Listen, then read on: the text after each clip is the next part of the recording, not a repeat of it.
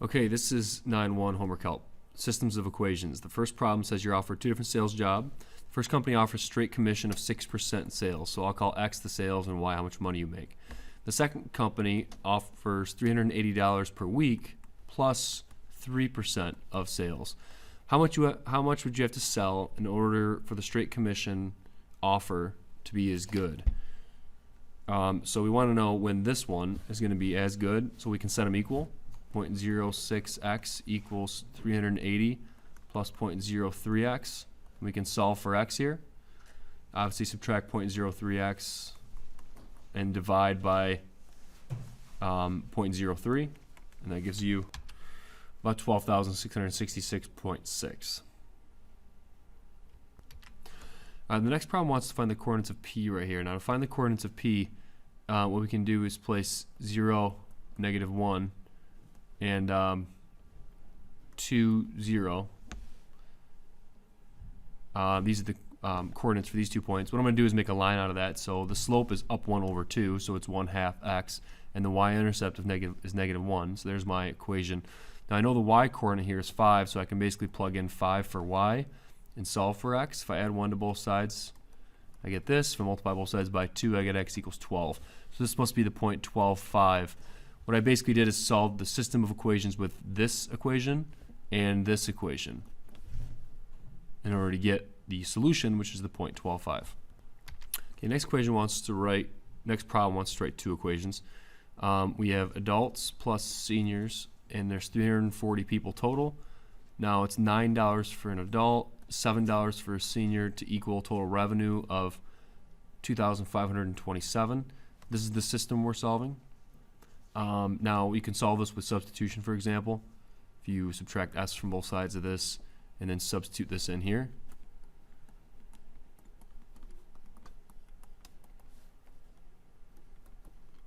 and you can then solve for s if you distribute and add like terms and whatnot, in which case you get 266.5, which we would round to 267 it wants us to do, and then plug that in and round for adults, and you end up getting 74.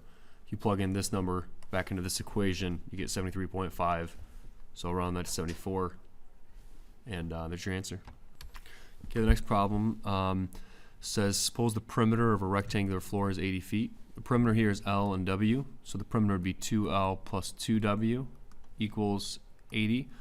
And it says find the dimensions of the floor if the length is twice the width. So the length is twice the width is another equation. Now I could substitute this in and solve. So I get 2 times 2W plus 2W equals 80.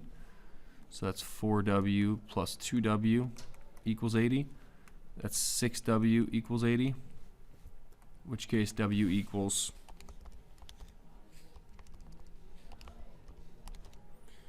13.3 repeating. And we can then plug that back in to either one of these equations. If I just double that, for example, I'll get the length, which the length then is 26.6 repeating. So it should work. Okay, the next equation we're going to solve this. I like to use elimination. If I multiply the first equation by 4, I get -4x plus 4y equals -4. So I've replaced the first equation. Now I can add the second and first equation together, and I get 1y equals -3. And if y equals -3, you can plug that back into the first equation. -x minus 3 equals -1. Add 3 to both sides, and you get x equals -2. So there's our answers, -2 and -3. Now I want you to remind you that you could use substitution here, and you also could graph in your calculator and do second calculate intersect. So there are different ways to do this, and I want you to hopefully use the way that's best for you or easiest, but I want you to know all the ways. Okay, the next one then says it wants to use elimination. Now we could graph this in our calculator. It looks like we have 2 ellipses basically, and there looks like there's 4 solutions for these. We could add these equations together and get something to cancel if we, for example, multiply the first equation by 4, in which case we'd have 12x squared minus 4y squared equals 44. And the second equation, let's keep the same. And then when we add them together, we get 13x squared equals 52. And now we can solve for x squared. Divide both sides by 13. Gives us x squared equals 4. Square root both sides, we get x equals plus or minus 2. And that's what we want here for a, plus or minus 2. So a is going to be 2, as you can tell, because there's the plus and the minus. And now let's plug that back into one of these equations to solve for b. So if I plug it into the second equation, for example, 2 squared is 4, plus 4y squared equals 8. Subtract 4 from both sides. That gives us 4y squared equals 4. Divide both sides by 4. Y squared equals 1. Square root, you get plus or minus 1. So in the next chapter, when we study ellipses, we're going to have a graph of both of these, and we're going to find out, that 2 ellipses, for example, can intersect in 4 spots, giving us 4 solutions, which these are the 4 solutions right here. 2, 1, and negative 2, 1, and so on. Just enter in the plus or minus of all these values and for a and b. Okay, the next problem gives us the perimeter of a rectangle 70, so we have length and width again. So we have 2L plus 2W equals 70 for one equation. And then it tells us its diagonal is 25, so that's this length here. So what we can do is we can use the Pythagorean theorem. We can do L squared plus W squared equals 25 squared to get a second equation. And now we can solve these 2 equations. I think the only way we're going to be able to solve this then now is to solve for one of these variables. So I'm going to take the first equation, I'm going to solve it for L. So it gives me 2L equals 70 minus 2W. And then I'm going to divide through by 2. And that gives me L equals 35 minus W. So I replace the first equation. Now I'm going to plug that in here. So I get 35 minus W squared plus W squared equals 625. I'm going to have to solve this out. I'm going to FOIL this. So you FOIL it out and you get this. When you add the like terms together, you get this last line here. And now if I put it in standard form, I should get 2W squared minus 70W, and then plus, if I subtract 625 over 600. Now there's probably factors. I actually use the quadratic formula program on the calculator. You can do the quadratic formula, and that will give you, in this case, W equals 2 answers, 20 and 15. So choose the smaller one, because the other one's going to be the length. So if you plug 15 back in, to the original equation, for example, you will get the length is 20. Okay, the next problem says a circular piece of sheet metal has a diameter of 20 inches. So I'm going to draw the diameter in like this. And we know it's 20 inches. The edges are to be cut off to form a rectangle of area 140. I'm going to call this X and this Y then. And this rectangle has an area of 140, which means that X times Y equals 140. And then also I have another equation that I can write with the Pythagorean theorem, which would be X squared plus Y squared equals 20 squared, or 400. And there's my 2 equations with my 2 variables. So I can, like, for example, divide both sides of this equation by X and then plug it in here. So I have X squared plus 140 over X squared equals 400. This gives me this equation here. Now I'm going to multiply through by X squared to clear fractions. In which case this X squared cancels with this, and I get X to the 4th plus 19,600 equals 400 X squared. So this is, this might seem tricky, but I'm going to call W equal to X squared here.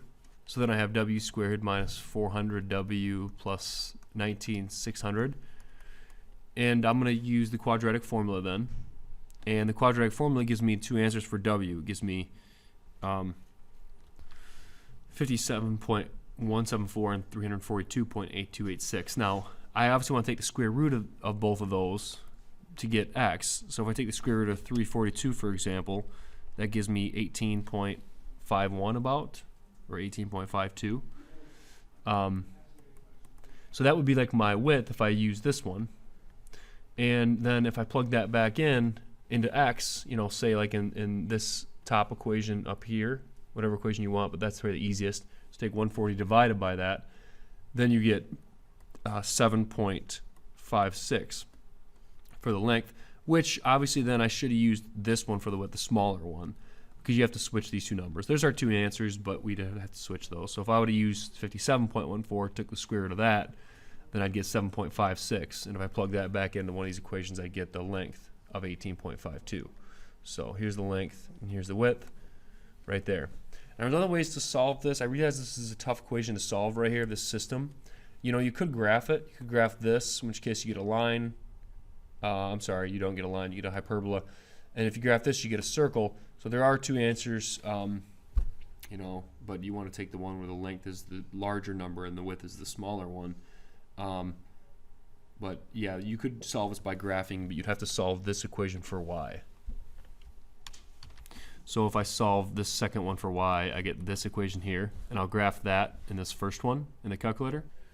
So if you graph both of these and you go to second calculate, intersect 5, and scroll over to, you know, you got to scroll over here near the intersection point, hit enter on the first curve, enter on the second curve, hit enter for the third time, and it gives you the solutions here. The width is going to be the smaller one, 7.56, and the length is going to be the longer one. Now when I graph these, I didn't even graph the negative part of that, because the negative square root of the red one is down here, which it doesn't intersect down there, so you don't even need that. You just need the first two equations here that I've plugged into y equals. So you can solve it by graphing as well, and you'll get the same answers. Okay, the next problem is this here. This is a tough one because we have to solve these for y's. I'm going to graph this in the calculator. It's the only way that I would know how to do this one. So if I change this first equation to exponential form, it's base to the exponent equals the argument, if you remember. So the first equation turns into this in exponential form. The second equation would be the base is 3, the exponent is then the other side 2 log base 3 of x plus 1 equals y. So the second equation turns into this if you change it in exponential form. Now you'd have to graph both these in the calculator, which I've done. So if you go to y equals and plug both of these in, it's a little challenging. You can then graph these and find the intersection point. I had to change my window, so I had to change my y max to like 35 in order to see that I had the intersection point up here somewhere. And then you do second calculate, intersect 5, and you scroll over to near the intersection point, hit enter once, twice, and 3 times, gives you the intersection point, which is 327. So 327 is the answer, the solution to this system. Next equation wants me to solve this with substitution. So I'm going to plug this in for y. So I'll plug this y in right there. I have 1 equals x squared minus 4x plus 5. And then I still have this minus x right here. So that turns into, if I put this in standard form, this right here. All right, now when you solve this, you get two solutions, x equals 4 and x equals 1. But they do want to enter in as ordered pair. So when you plug 4 in into this bottom equation, for example, either equation works, but the bottom equation it gives you 5 for y. And the other point, when you plug in 1, you get 2 for y. So enter the points in as ordered pair. Okay, the next problem I wrote these two equations. What I did is for the first equation, you have the airplane speed plus the wind speed equals the overall speed, the average speed that the plane goes, which we know that, you know, distance equals rate times time, so divide both sides by time, and a rate is distance over time. So I took the distance that they gave me divided by the time they gave me, and I then wrote a speed equation for the way there. Did the same thing, only this time you want the airplane speed minus the wind for the way back, gives you the distance that you travel, which is the same distance divided by time. There's your two equations. Add them together, you get 2a equals 1575, and then divide both sides by 2, and you get 787.5, which is the speed of the airplane. And then plug that back in for a and solve for the wind, and you get 52.5. Okay, the next problem, if you add these equations together, you get 6x equals 2, which means x equals 1/3 if you divide both sides by 6. If you plug it back in, you get y 0. So that's one unique solution. The next one, if you multiply the first equation by -2, and then add it to the second equation, you get 4y equals -1, so y equals 1/4. I'm sorry, you get 0 on the left side and you get -1. So that's a contradiction, which means no solution, because 0 never equals -1. If you do the same thing for the next one, multiply the first equation by -2 and add it with the second equation, you get 0 equals 0, which is always true, so there's infinite number of solutions for that one. All right, I'm running out of time in the video, so the next problem is going to show the work here. I solved this one for x, and then I substituted into the second equation, showed my work, and got two solutions. There's my x and y's. And we're out of time, so this last one we're going to have to do in class, but we'll graph these in our calculator and do second calculate intersect to find the solution.